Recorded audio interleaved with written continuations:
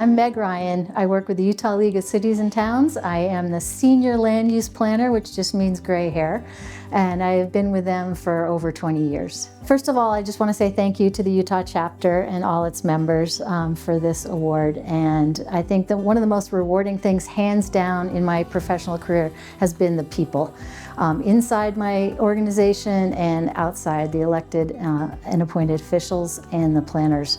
Just the dedication that they show and take to this profession and the time and commitment is just amazing to me. I think at the League of Cities and Towns we strive to dissect the state law into local vernacular. In other words, how do we take this statute that's 1,000 pages and actually communicate what it is that you have to do at the local level? Our big mantra is one size doesn't fit all, but it's very true here in the state of Utah. And again, hopefully we can continue to tell our story. So overcoming challenges in the planning profession, I think, comes in my line of work with a healthy dose of collaboration, communication, and humor. I think we need to have a little bit of humor to get through some of the tough decisions that we make at the local level.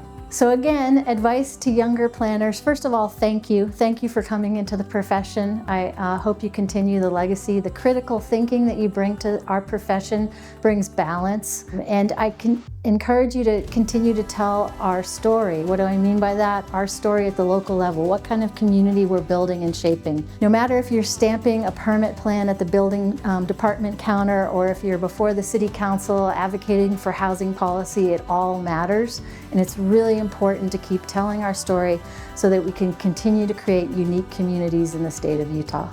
Well, remember, here in the state of Utah, we've traded transparency for efficiency at the local level. That's through state regulations and maybe through some of our own regulations. And we help to try to educate not only planning commissioners on that, but also planning commissioners and elected officials need to educate the public so that we can walk them through this different process. You know, we're not a business, we're community builders.